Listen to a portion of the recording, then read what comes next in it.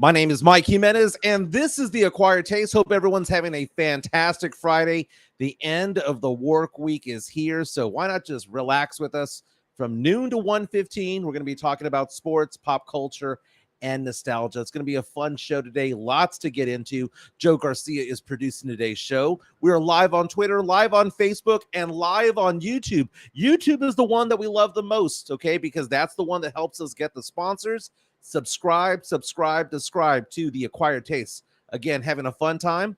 My voice a little bit hoarse today. A little bit hoarse. Joe Garcia, how you doing today, my man?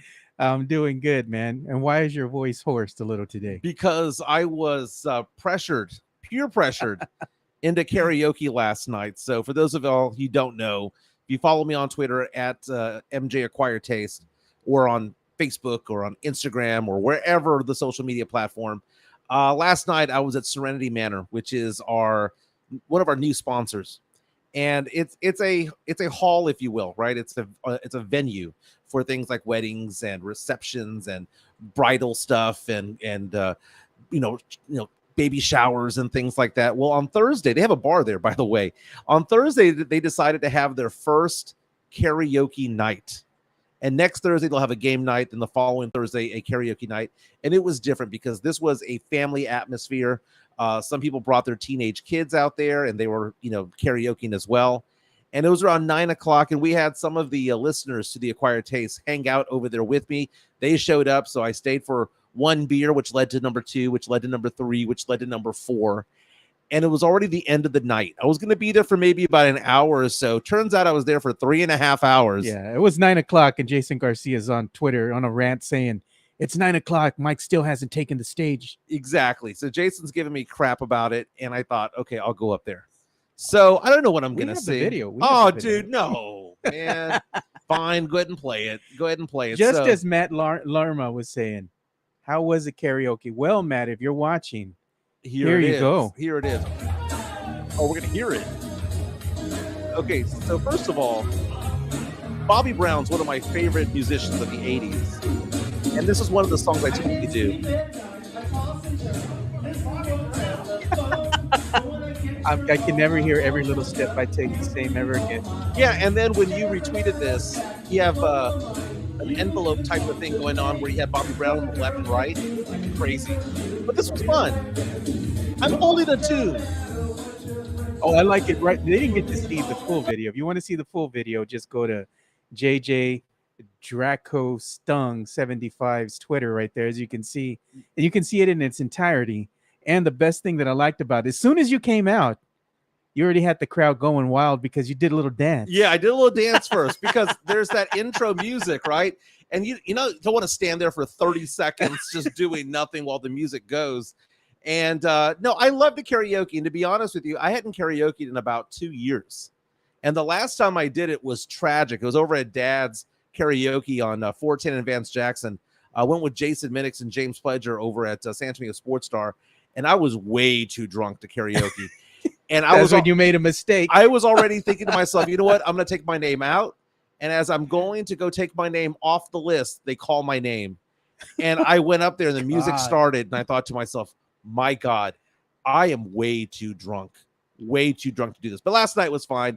Had a few beers out there. Got to hang out with some people that I'd never met before. I mean, I know Jason, but there was a guy named Greg.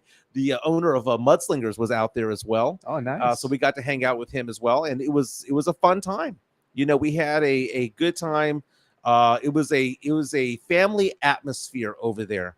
And again, it's called Serenity Manor. It's on Old Bandera Road, right next to Floor's Country Store, catty corner, diagonal from them. We got to share the graphic and everything. Yeah, let's go ahead and do that because they did a good job. Dude, we had about 60, 70, 75 people out there.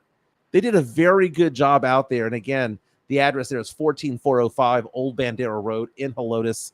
Again, 78023. So it is in the old Helotes area. Tomorrow, they're going to have a bit of a fair over there, man. You can go out there, take your family, because they're going to open up the indoor and the outdoor area. Oh, nice. And they're going to have about 55 to 60 vendors out there with arts and crafts, with, things like jellies and nuts and foods that people make.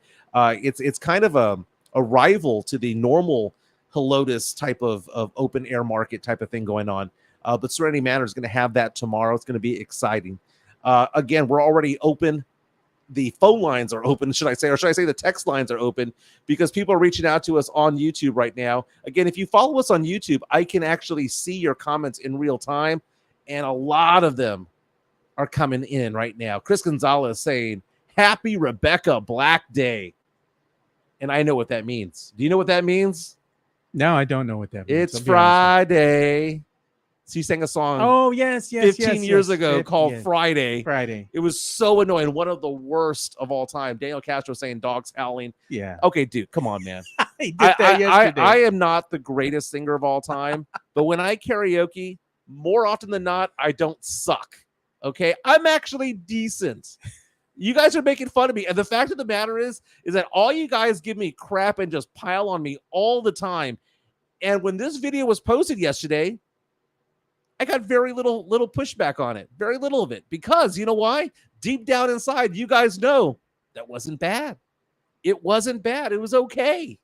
But Serenity Manor, again, is going to have that open air, also indoor event tomorrow where you can go by and check out all the vendors out there.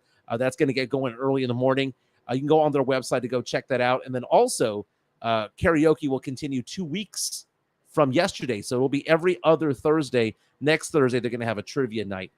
Daniel reaches out and says, "I love you, Mike. I love you back." Carlos says, "Ha, decent." You know what? I'll take it. Decent is pretty good. Others are asking Mike saying the fact of the matter is, I haven't said the fact of the matter is yet today. Why wasn't Moneybags there? Well, Moneybags isn't there yet because he hasn't moved back to San Antonio. Allegedly, it's going to happen sometime this month or next month. I say allegedly. Tim reaching out and asking, "Hey, what about the Spurs tonight? The Spurs wrap up Pistons. The summer league." Well, they might have one more game after this, but they're playing the Pistons tonight. No Victor Wembanyama. Wemby is on vacation, a well-deserved vacation. We'll talk more about Wemby in this show. We're also going to get into a lot of pop culture news. Hollywood has come to a halt. The writers are on strike, and now the actors have decided to go on strike as well. So what does that mean to you? What does that mean to me? We're going to also talk about a San Antonio poker player who made a wonderful run at the World Series of Poker. I mean, he made some big bucks. Big-time bank. 6 figures, man. 6 figures. Yeah. 6 figures plus. Yes. 6 figures plus. What a ride. What a ride. We'll talk about the hand that eventually knocked him out because it was kind of brutal. Yeah. But we'll get into that. Again, sports, pop culture, nostalgia. Subscribe to us on YouTube. Please hit that subscribe button. Please hit that like button. And oh, by the way, speaking of karaoke, we're going to party. We're going to celebrate tomorrow. So bury the lead right here. Tomorrow, we're going to celebrate the first month of the Acquired Taste podcast. The goal, again, was 400 YouTube subscribers. We got 500 in our first month. And right now, at 526, we're growing by about 5 to 8 per day at this point. And we're going to celebrate because I told you that when we get to 500 we're going to actually go and celebrate. So tomorrow, we're going to be over at Mad Pecker Brewery. That is over on Tezel Road along with Timber Path. So it's Tezel and Timber Path, northwest side of San Antonio. So it's kind of close to 1604 and Culebra. Yeah. You go down Culebra from our area. If you're near Marbach over here by Petranco, you just go down Culebra. You take a left at the light over here. Right. You go straight down Culebra until it changes. And you keep going straight. Yes, it's not Alamo Ranch. Yeah. Okay. It's not. This is a laid back place. You can wear shorts. Okay. No dress code. There's required. No major dress code. You can wear t-shirt and shorts. It's a laid back place. And we're going to meet there tomorrow at 6:00. Maybe have some dinner, maybe get a burger, have some beer. They brew the beer there. Okay. It's a very good. They do. I've tried it. You've been there. I've been there. A lot of people who reached out to us yesterday were like, "Man, we like that place. It's been a while since we've gone." Head over to Mad Pecker tomorrow. Hang out with me. Hang out with Joe. 6:00. If you want to DM us, let us know that you're coming. So we'll get a table big enough to kind of celebrate the fact that we had a successful run. And it's thanks to you guys, because if it wasn't for the 526 subscribers or those watching on Twitter or those watching on Facebook, we would have no show. We'd be talking to ourselves. Yeah, look at that. JC, it says, "Howdy, y'all. Hashtag special leaf. Hashtag SA for essay in the house. Have a great day, y'all." Very nice. Very nice. Chris Lehal reaches out and says, "I'm wearing a $500 shirt and a $1,500 hoodie and some $300 jeans." Oh, wait, that's Moneybags, Jeff Garcia. Jeff Garcia from Locked On Spurs and Ken's Five. And speaking of Jeff Garcia, Moneybags, talking to the owner of Mudslingers yesterday. Mudslingers Bar, by the way, on Thousand Oaks, the coffee shop, rather, is amazing. Okay, and they have a drink that Jeff Garcia named the OG OJ. They also have a drink about Victor Wembanyama called the Alien. Yeah. So we got to go check that out. I've been there before a couple of times, Yeah. and man, I love the mini donuts they've got there. But we were talking to the owner. He was just ragging on Jeff. He goes, Jimenez, I can't believe you got a nickname to stick to Jeff Garcia. Moneybags. Moneybags. With a Z. With a Z. We changed that. It was Moneybags with an S originally. And then we realized he's from the South Side. We got to make that a Z. Okay. Yeah. And man, that has stuck. That has stuck. And I don't think that Jeff is liking it anymore. I mean, he's smiling, but is there a tear behind that smile? Crying on the inside. He's crying on the inside. Hey, we got some ideas here too.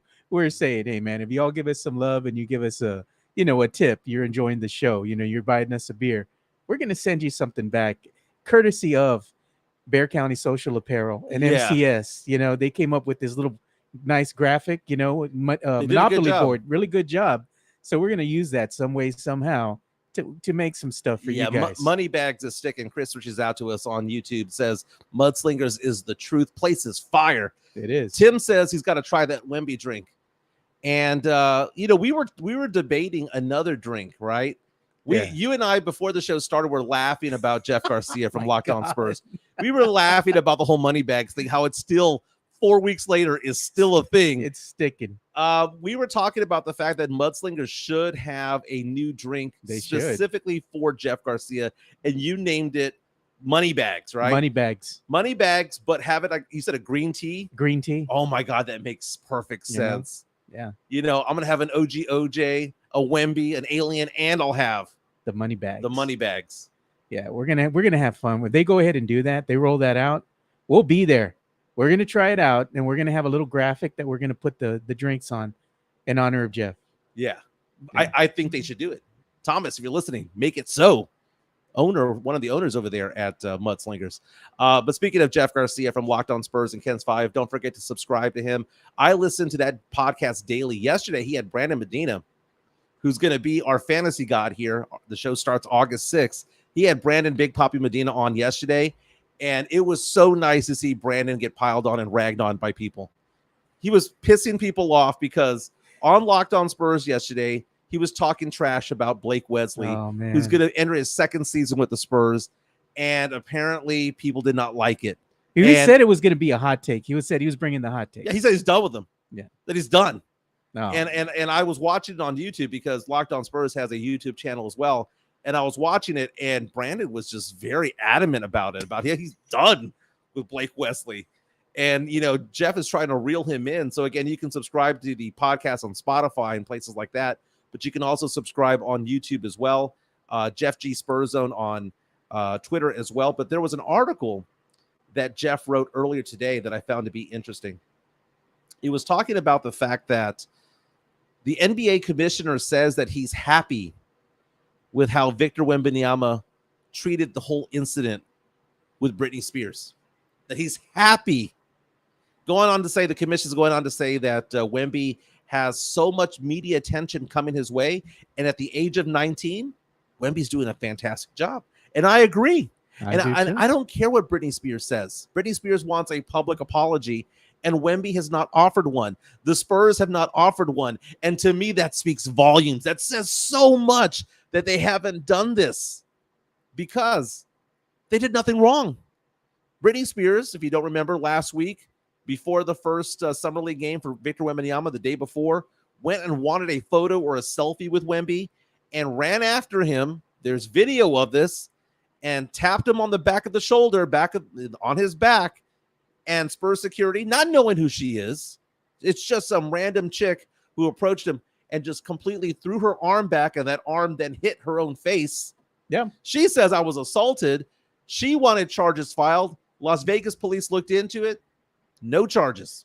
No charges for anybody from the Spurs, and therefore no apology. And a lot of people are coming at me going, you do realize that Britney has a new book coming out. Oh, yeah, that's all it was, publicity.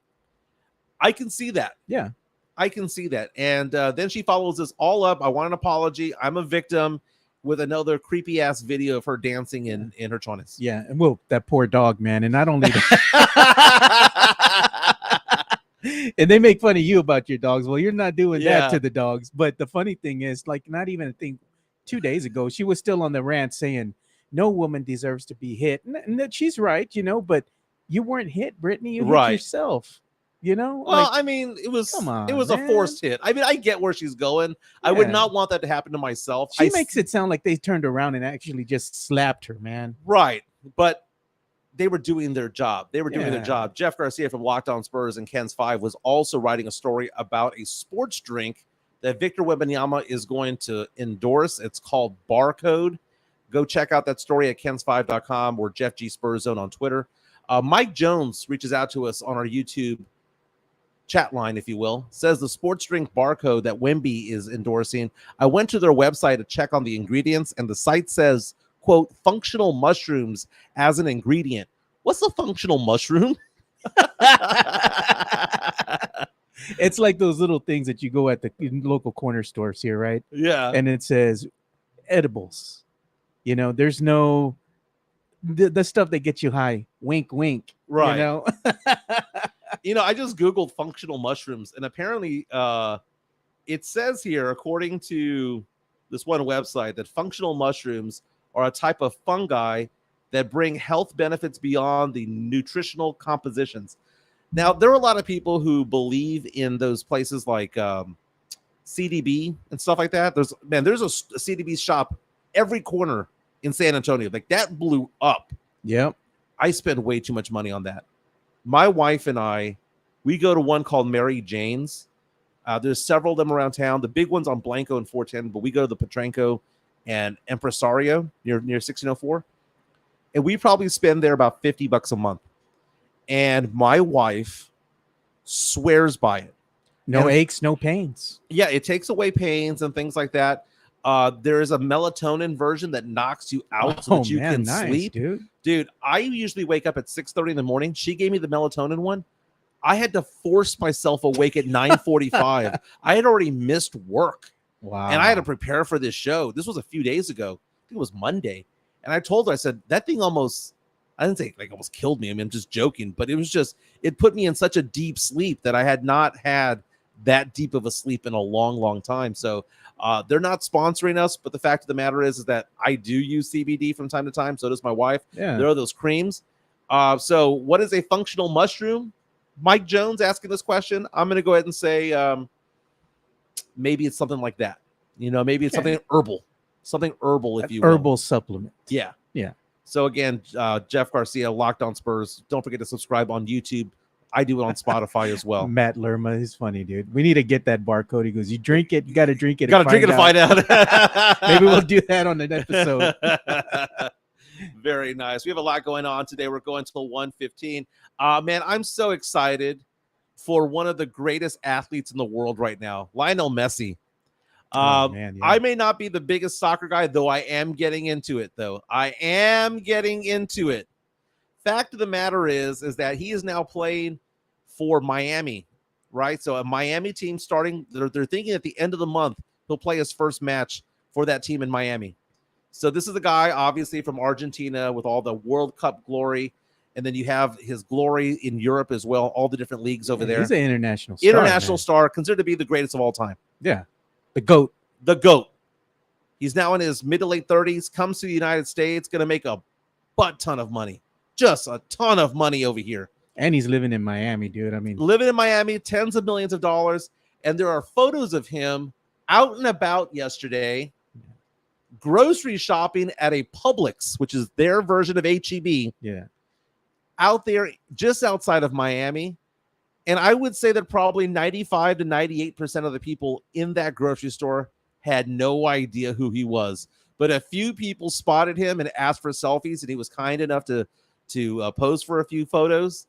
Look at this guy, man. He looks just like your stereotypical dad, right? Yeah. He's out at Publix, grocery store buying milk, and he puts, we all want to be this guy who went to buy milk, bread, and egg tonight in a supermarket in Miami and suddenly bumped into Messi. You know, Yeah. it's one of those things like you can't make it up. And what I'm showing you all right now, it's coming straight from the article that's posted on si.com. And they have a bunch of photos here that's showing Lionel Messi with fans over in the supermarket. It's like Mhm. one of our fans, like Spurs fans here, and you have Wembyama just going, casually to an HEB, taking pictures with the fans. Well, I mean, that's a little bit different, man, because Victor Wembanyama is 7'3", Yeah, right? yeah. You're gonna spot him wherever he goes. Is- Lionel Messi is 5'7". He is my height, okay? And he just has the beard, the iconic beard half the time, but he walks into a grocery store, and in the United States, though soccer is big, it's not as huge as it is in other parts of the world. Yeah. And he signed a 2.5-year deal. $150 million, not including what he's going to make out of Apple and Adidas. Jeez, man. So he's making some bank over here in the United States, the tail end of his career. He is the GOAT, but he can go to a place like Miami where he can be loved, have all the Hispanic flair, the Latin flair, because if you go to Miami, may as well be South America. Yeah. And he has the weather. He's got the beaches. He's got the girls. He's got all of that stuff going on. When I say the girls, I'm talking about something to look at. I'm assuming. But my goodness, I'm happy for him. Look at his shopping cart, man. Yeah, they were looking inside to see what he got. It was like cereal.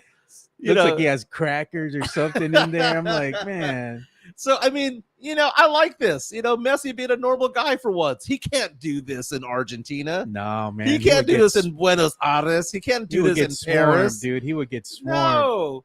I mean, it would cause a riot if he was down there. He would need security detail. It looks as though there was no security around this guy. This guy is a legend all over the world.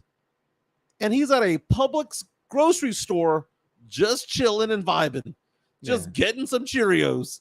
He had the dad look down, man. Yeah, he did. He did. He had the sandals, the shirt, the shorts. He looked like he shops for clothes at Costco. Yeah, he had that look going. And I say that because half my clothes come from Costco. When you're of a certain age, the Costco's clothes starting to look really good, man. They do look good. It's convenient because you're already there. I love me some Costco. By the way, thank you to everybody who's supporting Katie Goodman. She was on our show yesterday. Oh, yeah, man. And we did the whole buy me a coffee. Yeah. And typically that is something that we've done the past few days or so. Saying, hey, if you like our show, there you go. And want to break off $1, break off $5, just say, hey, thank you for the effort. Thank you for being part of our lives and entertaining us. Keep the show going. Keep the lights on. You can go to buymeacoffee.com or check out that QR code. Again, it's buymeacoffee.com/acquired-taste. And yesterday we were asking for people to donate to Katie Goodman. And because she is going to be shadowing Fox Sports in Australia for the Women's World Cup later on this month. And it was something that just popped out like an opportunity that came out of nowhere. She's not going to be on air. She's not going to be employed by them, but she's going to have the ability to shadow, kind of an internship type of thing, which is huge because she does a lot of work for San Antonio FC, for the Houston Dynamo, for the MLS team in Austin. She does so much UIW sports as an announcer. Yeah, she's calling games, man. She does a great job. And she reached out to me yesterday. We were getting her on the show, and she was telling me about this whole opportunity, how excited she was, and then was like, man, but the cost associated with this, I have to go get a passport. I need to get an expedite. I need to drive over there because they don't do passports here. If you want one done on the spot, you got to drive to El Paso or Houston to make that happen. And she was telling me about all the costs associated with that. And I felt bad. I was like, man, this is such a great opportunity, but you shouldn't go into debt to do it. Yeah. So we asked people to reach out. And if you want to donate a beer, if you will, for her, that's a $5 donation for her. We're trying to pay off the passport. Yeah. And going to be honest, last I checked, we're $40 short. Yeah, so we're almost there. We're about 80% of the way there. Yeah, I'll donate 20, man. I'll give you 20. Then we're $20 short at this point. Yeah, it's like, come on, guys. I mean, if you are watching the show, just click on that, go and put the link in your URL and then, and go ahead and use your phone and scan the QR code. Donate, man. And any little bit helps, even if it's $5, $6, $10, whatever you can, you know. A little something goes a long way. And Katie Goodman is a very, very good person. So I'm glad that she's going to be able to live that dream. And she's going to rub shoulders. And that's the thing. When you rub shoulders with people in that industry, you get to meet people. Because this is a society where it's not what you know, it's who you know, especially in the media. Sure is. And because of that, we hope that she rubs shoulders with the right people to get that gig that she wants. She's going to be big time. She's going to be big league. And we have the receipts. She said that she won't forget us, Joe. She says that she will not forget us. Forget the little people. More sports topics to discuss today. Novak Djokovic advanced to the finals at Wimbledon over there in England.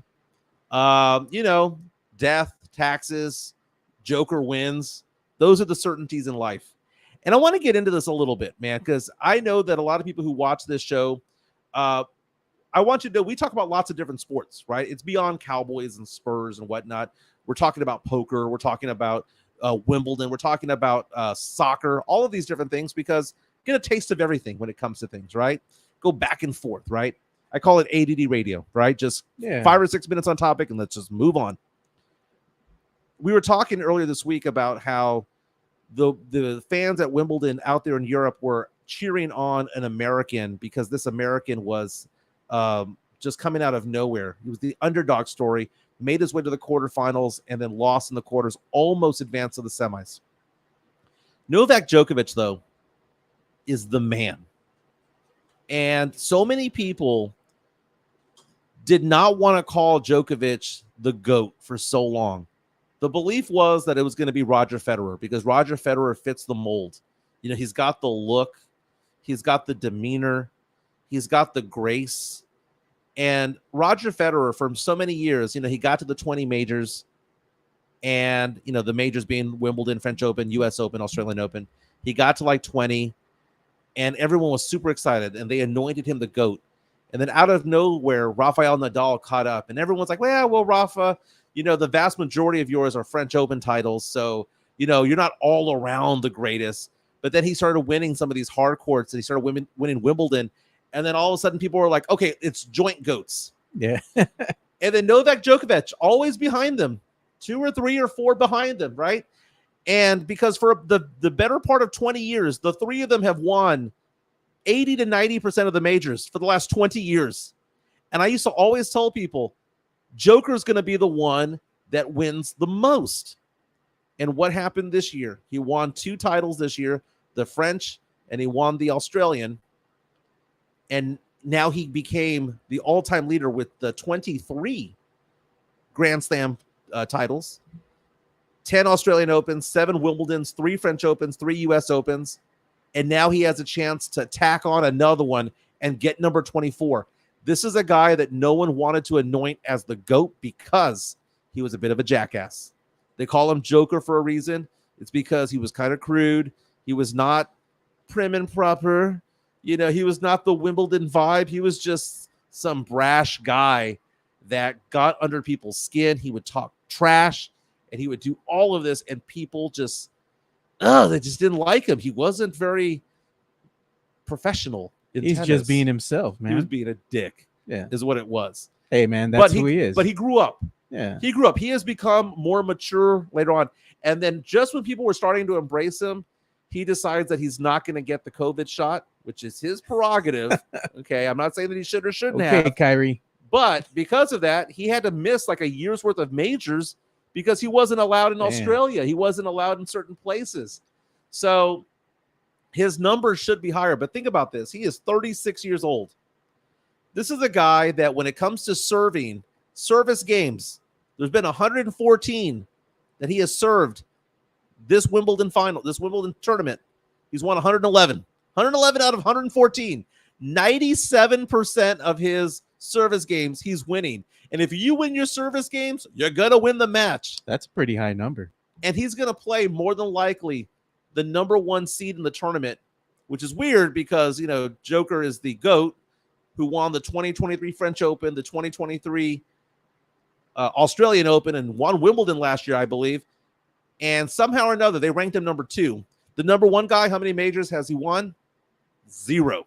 And Joker's out there at 36, beating 21-year-olds, beating 19-year-olds who typically dominate in tennis. It's amazing. Joker is out there like, and that got me thinking. I was asking you before the show. Yeah. Do you hate it when people are just so good at something? Like, or because like Tom Brady with his 7 rings, I got tired of him. And like there was a point where I got tired of him. But for Joker, and I do follow tennis because I play tennis, I don't get tired. Like I just look at brilliance. He's not just winning, he's destroying the competition. He's not just like LeBron James right now, right? Or let's say LeBron James 2 years ago was still considered to be the best player in basketball, right? He was like, oh, you're mid-30s. But it was like, yeah, but Giannis is right there with you. And Djokovic is right there, or Jokic is right there with you, right? But right now, it is Novak Djokovic this high and everybody else this low. It ain't even close. Yeah. Like this guy might end with 30 Grand Slams. Don't hate, appreciate. He wins this one and then goes off and wins the U.S. Open, and he wins all 4 in a year? You got to be kidding me. At 36, this would be one of the greatest feats of all time when it comes to sports. And I need people to understand this because people are going to talk about this come September when the U.S. Open comes around, and it's going to be the big story. What is Novak Djokovic doing? But he's in the finals. His finals opponent has yet to be determined because there's rain over there, so that other semifinal has not happened. But this weekend, I'll be watching. Yeah, the thing is, when you have an athlete that is so dominant, people hate the dominance. But if you hate it, you got to beat that person, And so you can't really go by like, oh, well, he's just so dominant, I hate him. Don't hate it, appreciate it, because what you're witnessing is history. Because how long is it going to take somebody to accomplish this feat again? We'll never see it. And he's at 36 years of age. I mean, his conditioning, his peak conditioning right now must be insane. Like when you get of a certain age, the body don't hold together no more. This dude's 36 years old and beating 20 somethings. Says a lot about him and how he maintains himself. Now, I mean, don't get me wrong. Joker has had some hamstring issues over the years. Yeah. But, I mean, if you take a look at his 20-year career, he's available 98% of the time. I mean, he misses 1 or 2 tournaments. It's just a minor thing from time to time. But Novak Djokovic is just a complete stud out there. And if you ask the question, do you take him or the field, the other 127 players? I would take Joker every single time, even if Nadal is in the draw, even if Federer is in the draw. Federer has retired. Nadal is on his last legs. I think he's retiring at the end of this year. But Novak Djokovic is going to hit numbers that are going to be so impressive that it's been so wonderful to watch. So wonderful to watch. We are live here, northwest of San Antonio. For those of you who are listening in the future, those who download us or watch us later on in the day, we make sure that these shows are not dated because we want to make sure that if you're listening at 3 o'clock, 6 o'clock, 9 o'clock at night, or midnight or so, that it's still a relevant show out there. Want to say congratulations, by the way, to Brian Obregon of San Antonio. If you can call up his photo, I think I posted on Twitter yesterday. Brian Obregon placed 33rd in the World Series of Poker. His magical run in Las Vegas is now over. More than 10,000 people started in the tournament. They all put down $10,000 each. There it is. And Brian made his way over and it kept advancing. At one point had $12 million in chips. And yesterday got knocked out in 33rd place. Again, he's from San Antonio. Plays the card houses here in town. I'm sure he makes a lot of money doing that as well, but he made a lot of money in Vegas. $280,000 in prize money for Brian Obregon, bringing it back to the Alamo City. We had talked about earlier how Rhonda DiMartino, who plays a lot at Rounders and over at SA Card House, cashed as well. She did very well. So San Antonio represented at the World Series of Poker. Ryan Garcia, the boxer, finished in like 560th place. So he even cashed in the tournament. But again, 10,000 people started. Now, what was the hand that knocked him out? Brutal. Because it was very similar to what happened to me. I played a $1,000 World Series of poker tournament years ago, and I almost cashed. I outlasted about 75% of the field, and I almost cashed, and I had a chance to win, and I was heavily favored in the hand, and I lost ultimately. And had I won that hand, I would have cashed because everybody was falling off, and I could have just gone to the bathroom and come back and made the money. But this guy here, Brian Obregon, was holding ace king suited, and someone had raised to 600,000. He had 6 million in chips at this point, and 6 million in chips sounds like a lot, but the blinds were coming around. He may have been sitting there with maybe only 20 big blinds or less, and then you add the antes. He had to make a move. He pushed all in with 6 million. He got called by a guy holding pocket jacks. The flop came out with a jack on it, so the guy tripped out. The turn was a queen, which gave Brian a straight draw, 4 outs, and it was a rag on the river. Brian got knocked out again. $280,000 prize is the amount that he brings home. But what a run! 33rd at the World Series of Poker. Last I checked, there's about 20 left, and what they do is they go to 9. They get a final table of 9, and then they continue it in November. It's called the November 9. We have several comments coming in on YouTube right now. One asking about what about those poker house owners that were arrested in San Antonio? I don't know which one you're talking about. Here's the thing about poker in San Antonio.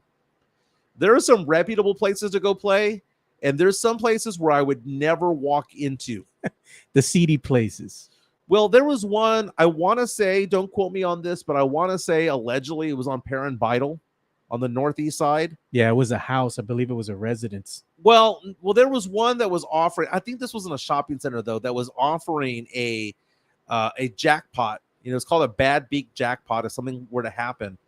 And the bad beak jackpot was tens of thousands of dollars going to the loser of the bad beak jackpot. And apparently what happened was it hit and they didn't pay. Hey. And then suddenly, a day or two later, they emptied the place out. So there are certain places that I go to in San Antonio. I go to Rounders. I go to SA Card House. And I started going to that one that used to be Marie Callender's on 410 Calendar. Oh, yeah, it's still there, man. That was a pretty good vibe. That was a pretty good vibe. I forgot the name of it, but it's a what's it called? It's a restaurant that serves like pho. They serve like pad thai, things like that. But SA Poker Palace is what they're talking about there. I don't know if that's the name of the place. But if someone's asking about the bad beak jackpot, the loser is the one that wins the most money. So a bad beak jackpot basically means that it's this astronomical hand that somehow loses. You actually win a jackpot because of it. It's like because the odds of that hand losing are like, 0.000001, right? And that happened to me in Vegas. When I was in Vegas many years ago, I was playing at I want to say it was the Orleans Hotel. And everyone had moved over to this tournament side, and I'm playing with like 2 other tables when it comes to cash games. And what ended up happening was the bad beat was broken, and everybody at the table got to split the jackpot. I got $300. All my friends got $300. Everybody that was on the table in which it happened got like $2,000 or $3,000 each. The person who won the hand got like $25,000. The person who lost the hand got like $50,000, and they had to stop the place. And they had to like tell everybody, don't move, because they wanted to make sure that the people that were in the room got paid out, and that people didn't like rush in to pretend like they were in the mix, because you had to be at a table playing that hand to qualify for winning. So not only did the loser of the hand win and the winner of the hand win, the whole table won, and all the tables around them won as well. We all shared a jackpot of like $100,000, but I only got $300. Funny thing is that one of my friends missed out because he went to the bathroom. Oh no! He went to go take a piss, and we're all getting paid out $300, and he took a piss, and he ended up losing. That was an expensive piss. That was an expensive piss. We're going to about 1:15 over here. Special shout out to Cynthia J. Sanchez of J-Par Real Estate. She was our very first sponsor here at the Acquired Taste. Her number is right there, 210-273-0748. Cynthia J. Sanchez in business for 16 years. And she is somebody, man, she is a winner when it comes to real estate. She is a top producer Follow her on social media as well if you want to look her up, Cynthia J. Sanchez. You'll see all the prizes and awards that she wins for the number of houses that she sells and the price point at which she does it. We're talking about houses that are as low as 150,000 all the way to $1 million homes and everything in between. Cynthia J. Sanchez does it. Works a lot with the military community, a lot of the faith-based community. She's really big into her church. She's really big in helping people. She was a claims adjuster for USAA for many years. So if you're a USAA employee, she knows what you're going through because she worked for USAA for many years before becoming a realtor. And as a claims adjuster, when she takes a look at a home that was pre-owned, she will look and inspect it as an adjuster rather, to make sure that you're buying a house that's not going to crap out on you. It's a very, very cool thing to have. Cynthia J. Sanchez, 210-273-0748. She's my personal realtor. She sold me my house in West Bear County, and it's gone up in value. Bought it for $306, valued now at $486. I'll take it. I like equity. Yeah. I like equity. Maybe. And then also, you're looking for a rental property, want to try out an Airbnb type of place. She'll find you a home that can satisfy that need. Cynthia J. Sanchez, 210-273-0748. Yeah, maybe she can help somebody find a house that has a doggy door so you don't leave the dogs outside. Let's talk about some pop culture news. Hollywood has come to a halt, and because of that, the memes have come out. You were showing me this meme earlier today, Joe, that I thought was very, very funny. Dude, I'm going to bring it up right now. This is the first time since 1960 this has happened. So what is that? Let's see there. That is 63 years. Yeah. The first time in 63 years that both writers and actors are on strike at the same time. 63 years, 1960. This is a big, big deal. And I do like that meme right there where the Hollywood sign is covered with a Spirit Halloween store banner. Too soon? But man, I get it though. And I don't want to hear anybody side with Disney or side with Paramount or side with any of these big wig companies. You got to side with the writers. You got to side with the actors when it comes to this. Because I think when people think about actors, they think of, Matt Damon, Ben Affleck. They think of, all of the A-listers who are making bank, that make 5, 10, 20, 30 million per movie. Most actors out there are making a couple $100 a day. Yeah, man. Few $100 a day. The real workers, right? Yeah. You take a look at a movie, you've got one person, 2 people, 3 people making a lot of money. Everybody else was making what's called scale, or they make a little bit more than that. Or they're extras. Yeah. Exactly. Getting paid nothing. And then when it comes to writers, keep in mind, the writers, they're the ones who put things together. I mean, without them, all we have are reality shows. You wouldn't have movies to go to see in the theater if they didn't have a script that was written. Well, what this means is that it's shut down production. So now what does it mean to go on strike? It means that the actors are no longer going to promote their movies. So Margot Robbie and Ryan Gosling, who have that Barbie movie coming out, they are barred from promoting it now. They can't come out on the Jimmy Kimmel show. They can't do crap. And 98% of the actors voted in favor of going on strike. So that means that production has stopped on all TV shows, all movies. Production has stopped on movies like Gladiator, the sequel to Gladiator 2, which is coming out in a few years. That got put to a halt. All of your TV shows that are not reality based, and chances are if they are reality based, they might have been halted too. Yeah, maybe they're Yellowstone. Yeah, maybe give Kevin Costner some time to think about it, right? Well, he's got his hands full right now with that divorce, man. Yeah. But it's funny because you ask yourself the question, well, why are they going on strike? And the main thing about it is that the landscape has changed. And a lot of the writers were the first to go on strike. They went on strike in May. And their beef right now is the fact that they want to earn residuals the way that they did when they were writing for TV shows. So think about this. Think about people who wrote TV shows in the past, whether it be Seinfeld or Sex and the City, ER, anything that is big right now on streaming services, right? I'll give you an example. I watched Modern Family the other day, and I started watching it, and I watched all 11 seasons. I had never seen it before, And about 3 or 4 months ago, I started watching it. Now I can't get enough of it. It's a funny show, man. It's a funny show. The person who wrote that was writing it because that show was on ABC. And they know that they get paid as writing the script, and they get paid a residual, which means that if they sell that, if it goes on to, remember back in the day, I don't know if it still happens, but like KBB, remember how Ken's would always play Cheers after Dan Cook at 10:35? Or they would play the Brady Bunch. Syndication. Yes, syndication. Friends. Yeah. Seinfeld. These are all the syndicated shows. Modern Family is a syndicated show. They know that when it's on TV, they get paid a certain dollar amount. But everything changed. Everything started cutting the cord. And now you have Netflix, and you have Hulu, and you've got Paramount, and Peacock, and Amazon, and Apple, and all of that going on. And these people are saying, wait a minute.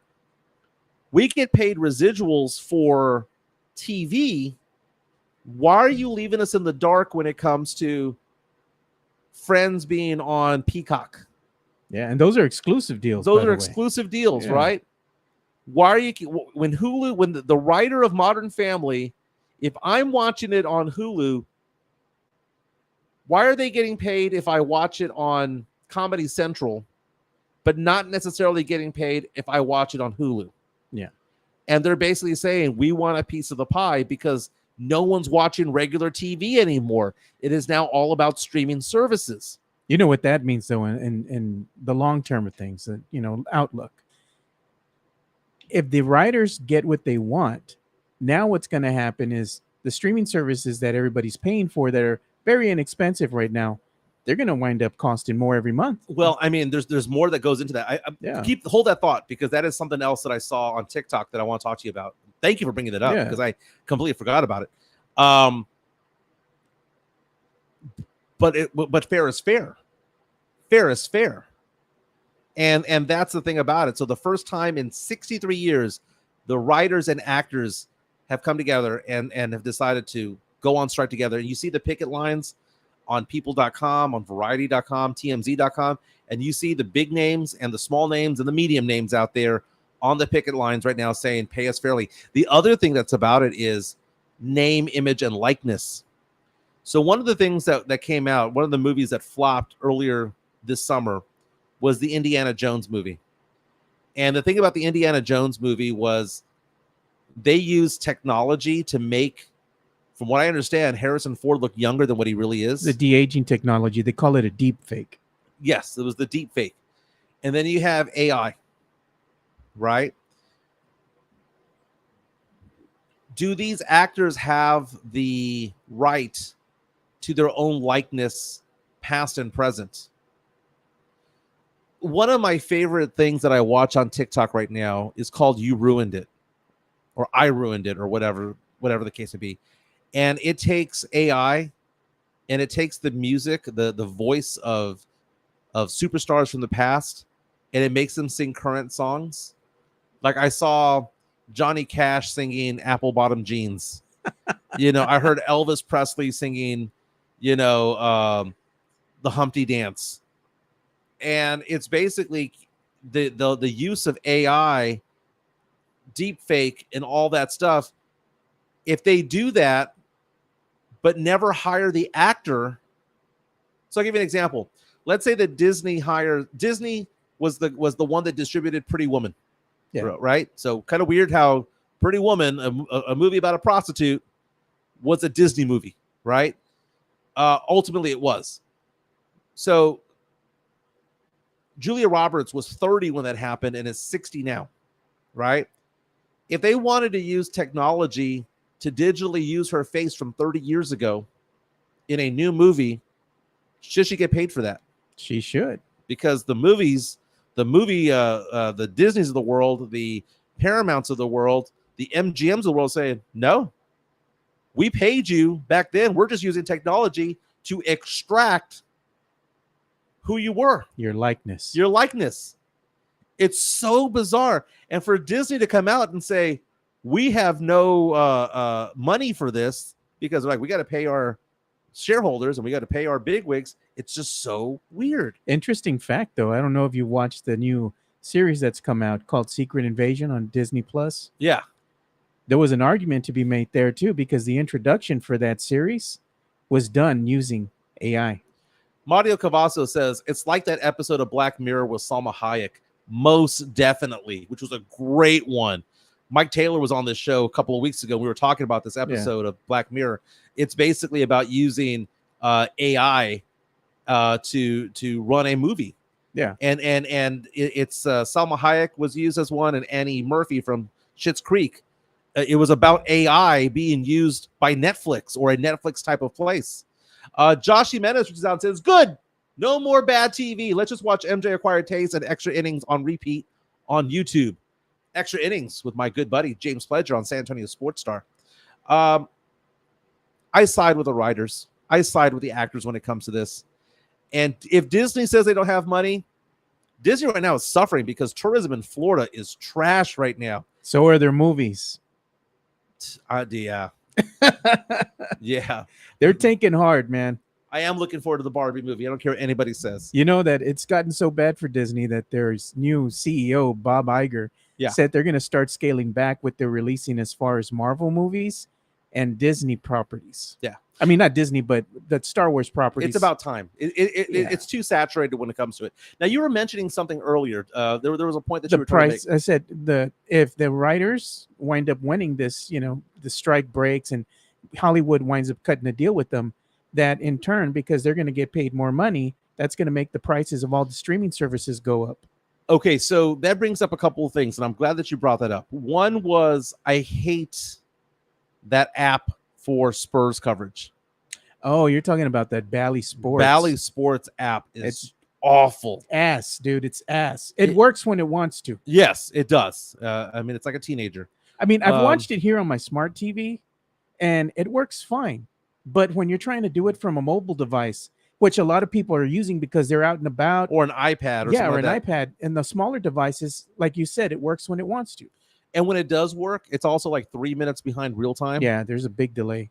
So I'm watching on I'm on my phone on Twitter, or I'm on ESPN.com, and I'm like, what do you mean the game's over? It says 1:12 left. Yeah, man, might as well just put on WAI and listen to the great Bill Schoening. Dude. That's it. That's it. But I was watching a TikTok the other day that was trying to dissect the firings over at ESPN. So ESPN's owned by ABC, which is owned by Disney, right?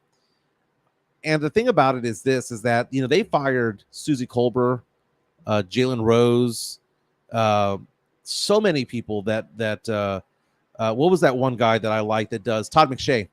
Oh, okay. They got rid of Todd McShay and so many other people, Hasselbeck and all of that. And they're saying that they're trying to cut because there's budgetary issues when it comes to it. One of the things about the budgetary issues is the fact that people are no longer subscribing to cable. Yeah. And when you pay a cable bill, it doesn't all go to, the cable company. Yeah. It gets sliced and diced. Like this much goes to ESPN, this much goes to CNN, this much goes... The slice of the pie. Right. It gets sliced and diced. And ESPN on a daily basis is losing subscribers on cable, which is what pays their bills. So what that basically means is probably in about a year or 2, 3 years from now, we're going to have to pay for ESPN. We're going to have to pay for FS1, like legitimately pay to watch them and have that channel, which we've had as a bundled package for so long. Yeah, like what you're doing right now for Bally Sports. You're having to pay $20-something every month to watch Spurs games. And we'll see what happens with that because they've filed for bankruptcy. But if you're going to get an ESPN or a Fox Sports, something like that, as its own standalone network, you're looking to pay big money because they know that people can't live without their sports. Right. So if they're willing to charge people $60, $80 so they can watch their favorite team compete, they're going to pay. Yeah, and I'm going to be forced to pay $20 for a bad Bally's app to watch Wemby. Yeah. Right? Because what else am I going to do? They got you cornered too. Bally knows this. And it's such bad production value. Yeah. It really is. It's so bad. And it's a bad app. It's just not user friendly. It skips, it pauses. and it's just such trash. I think the Spurs really they should make deals with the local stations here, and then just have that in play instead of going with Bally. Watch your games on what is it like Ken's Five? Watch it on one maybe CW, something like that. You Yeah. know, do that instead. Alonzo says F Disney. Yeah. Tim Gonzalez says Jeff Van Gundy, Mark Jackson were also given the axe. Mario comes out and says, I just pay freaking Spectrum to watch the games. But now Wemby going to watch every game this coming season. Wonder how many national games there'll be this year. 5, perhaps. I'm thinking it's going to be more than just 5, man. I think it might be 7 or 8 when it's all said and done. Matt says, just be a pirate. Might have to do that. Might have to do that. If you know, you know, man. You know where to go. You know where to go. Yes, exactly. Now, Bally's app might be trash, but you know what's not trash? You know what's good? What's worth the money? It is our sponsor, MCS General Contracting. We got to give them some love. Look at that logo. Look at that logo. I love the cross. I love the pathway to them. Established in 2010. Man, they are there for your concrete placement needs, baby. We're talking honest pricing, high quality work. Foundations for houses, foundations for businesses, driveways, parking lots, concrete patio decks. If you're a business, you got to reach out to these guys, man, because they give it honest work, man. They do their work, they stand behind their work, and they talk to us about customer service. They're saying that they're not going to dodge your phone call if you reach out to them. They're going to make sure that you do things right. I need to give them a call myself, honestly. 774-9155. 210-774-9155, because they were talking about like doing extensions to patios. Yeah. You know, because sometimes you buy a house and then you want to get that Traeger grill and then you want to get this other thing going on. You know, don't have enough space. You want to put more furniture out there. You just run out of space. Well, they can do these extensions for you when it comes to concrete patios. That's pretty cool. They work a lot with all other companies as well, but they do their own thing. There's a number right there, 210-774-9155. Chris Leha, who is a big supporter of this show. He's part of that group, MCS General Contracting, 210-774-9155. Don't forget to subscribe to Locked On Spurs podcast. Jeff Garcia, our buddy over there, Moneybags himself.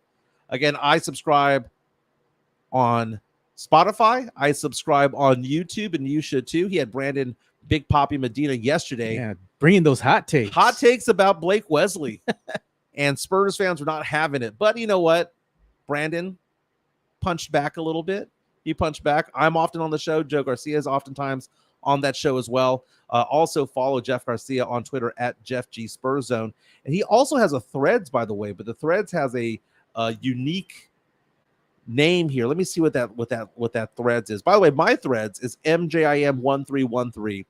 MJIM1313, which is different than my Facebook and different. I gotta somehow make it all happen together. Jeff Garcia is at Jeff G Kens 5SA. Now, we were talking about the strike involving the actors, the strike involving the writers. So for a while now, we might have to stick to what's on Netflix, right? And just watch the old stuff, right? For a little while.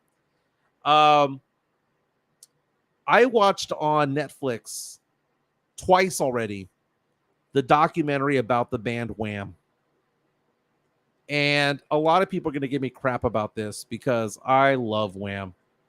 Wham. Okay, so I was talking to people over at the Serenity Manor yesterday at karaoke. And I was saying that if I had a Mount Rushmore of my favorite singers, I'm not sure if George Michael would make my first Mount Rushmore, but if you gave me 2 Mount Rushmores, he'd be on there. I am a George Michael fan.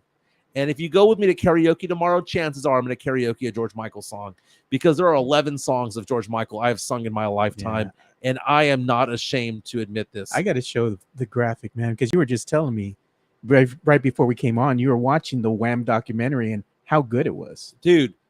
Okay, so I asked you this question before I walked in the door today. Yeah. I said, when you think of Wham, what comes to mind? It's the fashion, dude, the hair, the singing, the dancing, the pastel clothes, the fluffy hair, the blazer. Yeah. and it's so funny because when I think about Wham these days, I think of that too. But I also think of Zoolander when they make fun of "Wake Me Up Before You Go Go," and all of that stuff. You know, the gasoline fight in Zoolander, and the Jeep blows up, and so they're kind of like the butt of jokes when it comes to things. So when I saw this documentary, I was thinking to myself, you know, it's probably going to be like Behind the Music for VH1, where it's like it's going to be a story about how a band broke up and how they didn't talk to each other for years and they hated each other and there was all this struggle, and I was picturing that. But instead, it was a very, very touching story that got me thinking. It got me thinking because here's the thing. The story is basically about a supportive friend who is probably the best friend anybody could have, who is Andrew Ridgeley, the second member of Wham. And so we think about like the boy bands of like today and of yesteryear, you know, the Backstreet Boys and New Kids on the Block and all that stuff. Going up until like, you know, there's certain bands out there that are just manufactured, right? You have an agent, you have a record label that does these you know, auditions trying to find the next band. They put them all together, they write their music, they tell them to dance, monkey, dance. But Wham, they were childhood friends who wrote their songs, produced their songs, did their own fashion, did their own thing. And that reminds me of like Boys to Men. That reminds me of like New Edition, who are like friends who got together to do something. But here's the thing, man. Alonzo comes out and says, I tried watching it and nah. Get to the 15, 20-minute mark, dude. Matt Lerma says, every time George Michael or Wham comes on, I think of Keanu. That's hysterical. That's hysterical. Keanu was a very, very funny movie. So what about that cat, right? With Key and Peele about the cat. That was a very good one. But the thing is that what I take out of it is this, though. And this is why I wanted to bring it up, because it's beyond Wham. The gist of all of this was that Andrew Ridgeley realized that George Michael was so talented that he was willing to let him go and be his friend and be his confidant when George Michael decided, you know, wanted to come out of the closet. And first said he was bisexual, then he came out and said he was gay. And he was a true friend to say, hey, I got you. And then to come out when George Michael was like, I want to produce. I want to do more writing. Well, write. I want to do this. I want to have a solo career. That's great. Let's just have a farewell tour. And how it wasn't like this whole beef about I got wronged. It wasn't this beef about whatever. It was about Andrew Ridgeley. And they show all these past interviews where they're like, do you feel like you are the second banana? And he goes, well, dude, George is very talented. Like he never, it was weird. He had a 6-year run from age 18 to 24 where he was making money. And Andrew Ridgeley was hooking up with girls and he made a ton of money. And he was like, dude, this was a fun ride, but I can't hold George back. And it got me thinking about like, do we have our own friends who are like that? Because I remember when crap went down with me and I got divorced, I lost a lot of good friends that I thought were good friends. Yeah.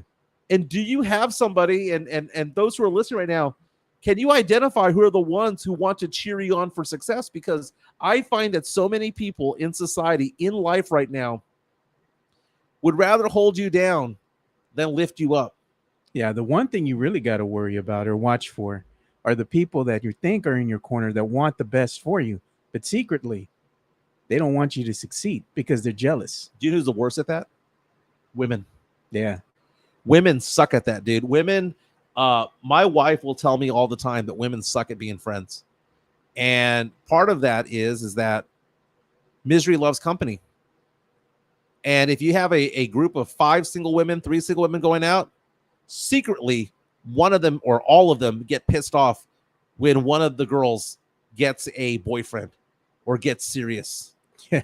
And they start doing that crap about, you don't need to put up with that. You need a real man, and as though they have one. Dude, women suck at being friends more than guys. Like guys, when it comes to guy friends, there are like different flavors that we have. We have our guy friends that we're going to watch sports with. Yeah. We have our golfing friends, our sports friends. We have our poker friends. We have our friends from high school or middle school. We have our friends from college. We have like different compartments of friends. And then we have the 2 or 3 that are like ride or die. Yeah. You know, ride or die. I'm going to do what's right and I'm going to stand by you and all of that stuff. Women aren't like that, man. Women have 1 or 2 that are friends, like are true friends, and the rest of them are all trash. Yeah. And it just sucks because they want what you have. Dude, I've been in situations before where I've been dating a girl like back in the day and their friend will hit on me. And it's not to test me. It's because they would step over somebody else in order for them to be happy. Yeah, sometimes they just want to make a point. Yeah. You know? They're like, you thought you had him, I can take him away just like that. It sucks, dude. You know? And then once they take you away, they're like, all right, I'm done with you. You know? It sucks, man. It sucks. And I think back to when I got divorced, I was at rock bottom, dude. Like mentally, yeah. I was emotionally exhausted. I'm a bit of a softie when it comes to things, and you know, a lot of friends just didn't want to see me in that state, and they disappeared, and it sucked. And I'm like, oh, now I realize who my friends are. I know which ones they are and which ones they aren't. You know, I think about like when I got let go from San Antonio Sports Star.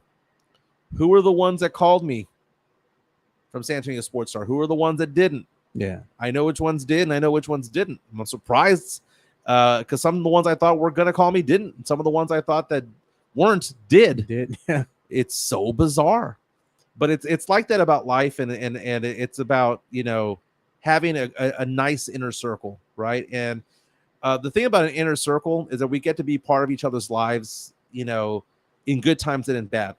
And we're developing an inner circle right here at the Acquired Taste because, you know, we have several people who daily respond to us on our YouTube channel. Yeah, we have like a family unit, dude. Yeah, we do. And you know what? Let's bring that family out tomorrow night, 6 p.m. Mad Pecker Brewery. Have some beers. Tesla Road. Have some beers. Maybe have a burger. And if we're feeling frisky, maybe we'll go karaoke. If we're feeling frisky, maybe we'll go play poker or something. We'll see I where don't know. the night takes us, man. Yeah, we'll see where it goes. Yeah. But that's going to be on Tesla and Timber Path. Again, it is a casual place. Come hang out with me, hang out with Joe. Let's get a nice little party of 10, 15, 20 people, right? Let's make it so. James Fernandez says, 2 Live Crew, you'll have a great weekend. Be safe out there. Hey, you have a great weekend too, James, man. We appreciate you. And, you know, this is fun. And one of the things that you talked about before the show was we're going to have to go to 2 hours. Yeah, we are, man. We have 4 sponsors. We've got about 6 companies right now that are mulling over invoices right now. And it might be, here's the weird thing, it might be that I might have to turn some down. Can you imagine that?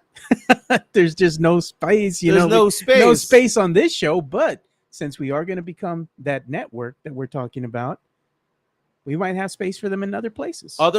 You know, we're in talks right now with people about doing UTSA football talk NFL football and NFL. We already have the Fantasy Gods all up and running. So we're excited about that. Manuel reaches out on YouTube, says, right down the street from me. Well, Manuel, you better come by and say hi. Tomorrow, 6:00, Mad Pecker Brewery. I'll tell you what, Manuel, you come over and say hi. I'll buy you beer. Speaking of buying a beer, let's go ahead and show that QR code for Katie Goodman. Yeah, man. Let's put that up. Because I told her I would Venmo her today. Nope. Oh. That was another thing that I made for us, too. Entertainment news. There you go. That QR code right there is if you want to help Katie Goodman. She is going to be interning, if you will, shadowing the people over at Fox Sports when it comes to the Women's World Cup, the Soccer World Cup over in Australia. She leaves in a couple of weeks, and she needs her passport, and she's going to be taken off to go get her passport expedited, and that is pricey. We want to help her achieve her goals. But Chris Leha asking the question, Joe buying beers? I did. I'll buy you a beer, man. Hey, I just finished contributing, too, to Katie's cause, man. So y'all come on, help me out, dude. Donate some money. Charlie says, y'all down for some shots tomorrow? LOL. Oh, always. There's no LOL. There's no LOL. Always. There's no LOL. I am always down for shots, okay? Because I can always get in a Lyft or an Uber. I am always down. Well, what kind of shots are we talking, man? Because I'm willing to do anything. Just as long as it ain't Jägermeister, dude. Okay, yeah, that's the thing. It has to be like a legit alcohol. You know, if you want tequila, great. If you want whiskey, whiskey, great. Scotch, vodka. well, scotch you sip. But vodka, I can't do because I'll be fighting somebody in the parking lot. I mean, I could do maybe one shot or two, but then the demon comes out after that. Yeah, but you know, if it's like I'll take a bull blaster, man, I ain't in my 20s anymore, man. I ain't doing bull blasters. No. I'm not doing any of that, and I'm not doing the fruity drinks like Purple Gecko and all that stuff. Although I will say this though, one of my favorite shots is called a three-legged monkey. Okay. And I ask for it at bars, and they always, like 80% of the time, don't know what it is. And then I teach it to them, and they go, "That's delicious." It is a shot of Crown with half a shot of, let's see here, pineapple. It's Crown, amaretto, and pineapple juice. Delicious. Tim Gonzalez reaches out and says the Texas Longhorns have their Big 12 Media Day already. You know what? I'm going to have to ask my friend Johnny Walker, who's also on there as well, because Johnny follows UT football. Subscribe to Johnny Walker.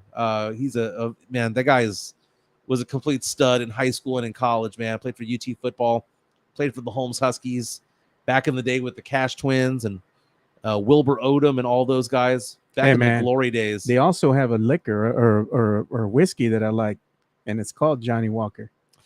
Yes, so there's different colors, right? Yes, sir. And so I get the red label because that's the cheap one, but Jeff Garcia Moneybags, he's a blue label kind of guy. Ah, there you go. He's a blue label kind of guy. But we're going to go celebrate tomorrow. It's going to be a fun time out there. Again, Mad Pecker Brewery, Tezel Road and Timber Path, Northwest side.